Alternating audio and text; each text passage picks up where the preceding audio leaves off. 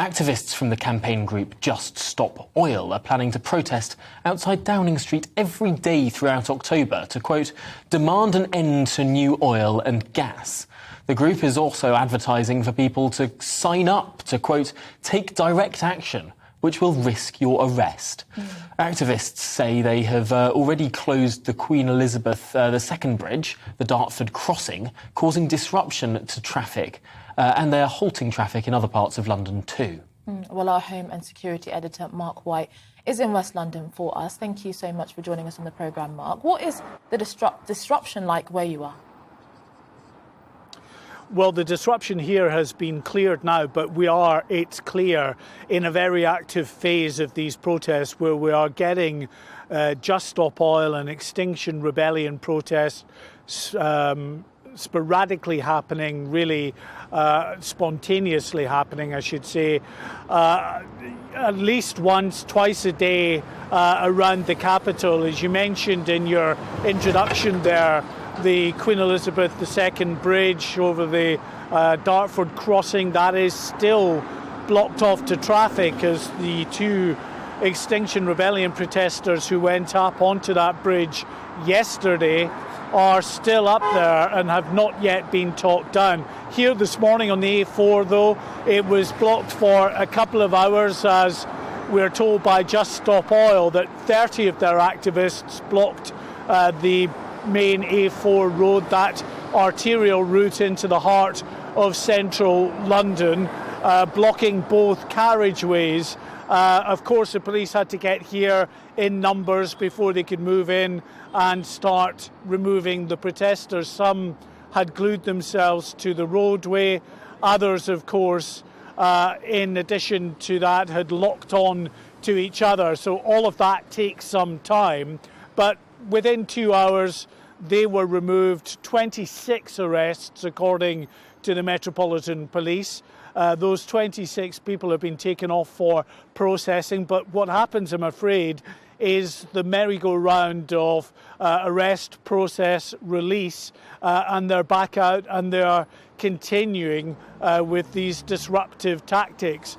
350 arrests we've had since the beginning of this month. So a very active period that we're in, and we can expect, sadly, for the very weary motorists and pedestrians in the central London area, many more of these protests in the days and weeks ahead.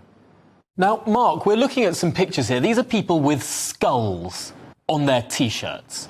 These are people who are deeply radicalised. These are people who genuinely believe that the world is going to have some sort of imminent extinction event. Looking at other sorts of radicalisation around particularly the United Kingdom, whether it's far-right or Islamist or Irish nationalist, might there be a step change here, if this is not dealt with properly, where people who genuinely believe that there will be billions of people killed will start getting rather more violent in their, perhaps, imagined crusade to stop what they believe to be Armageddon?